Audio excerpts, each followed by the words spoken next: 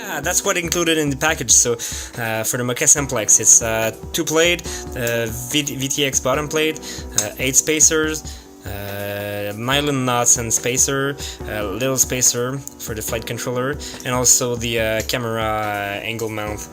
Yep, for the build it would be quite standard, so Cobra motor 2204, 20 MPSCs, ROSD PDB with no SD on it, HS 1177, some basic LED, some 200 milliwatts VDX with an AOMOI antenna, and the classic Maze 32 flight controller. For the motor, it's pretty straightforward. You take your ESCs, remove the heat-shrink, remove these wires, and after that to give you something like that.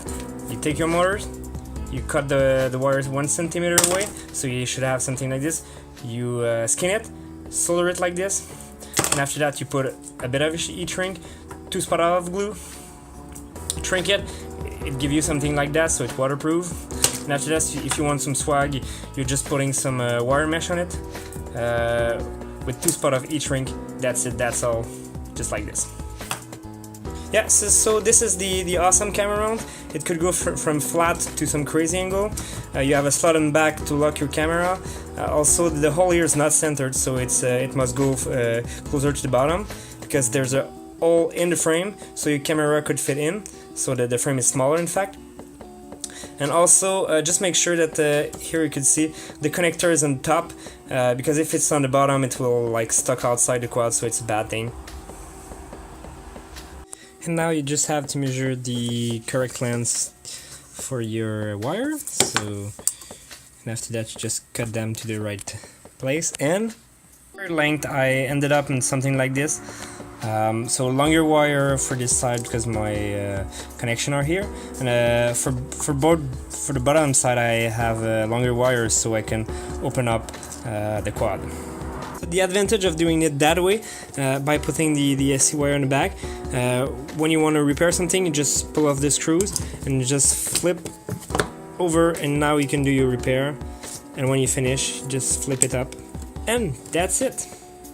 Okay, just finished installing the PDB, so I'll just solder everything here, and I put the XT60 right there with a really small wire because I'm gonna fix them to the frame so it won't move.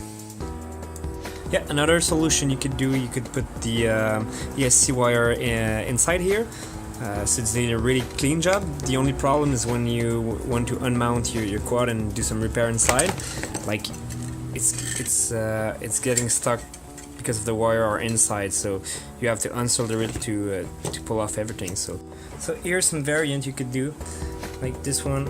I've put the ROSD upside down with a small gap in between, and the rubber bumper. So there's just enough place right here to pass some battery strap, so that could be a solution also. So what you can do, you can put like this, the nylon spacer on the bottom, so that your PDB is not touching the carbon fiber, which is conductive material. So just like this, you're saving some space. Okay, look what I've did there. I've put the XSR, the receiver, in the back, and the 2 antenna going through a tie wrap, and I put a heat shrink with a bit of hot glue on both sides, and 90 degrees to have a better reception. And yeah, with that the antenna are protected, and we have pretty good reception. Okay, since the PDB is directly on the carbon fiber, what we want to do, we just want to put, just like here, three drop of solder on each pad so it stick together. And also you take your wire and you pre-solder it. So afterward you just have to touch the two together, and it's gonna solder really easily. So let's do that.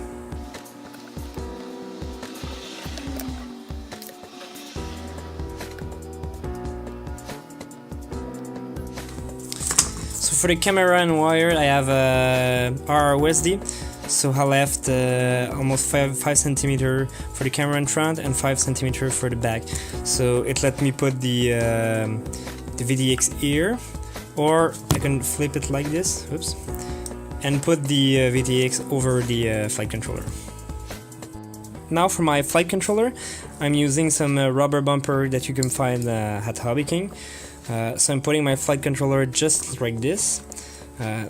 So you have to, if you want a good damping, you want to put one under and one over, and after you screw it. And for the programmation, I prefer have the USB on the side and the servo wire in the back. Okay, for the VTX you have a lot of solution. The first one is to take the plate that come with the Moka Simplex.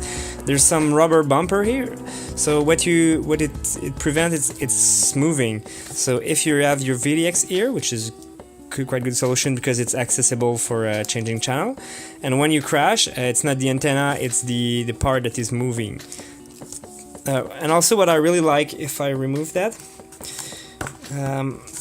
I prefer putting my antenna, my VTX just like this.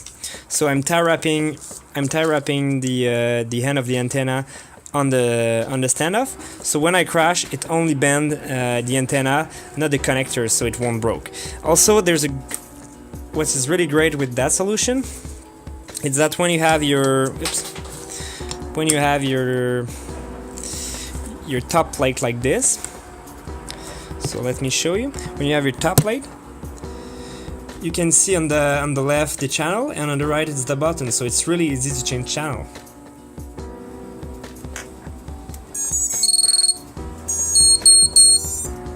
Yay, it's working!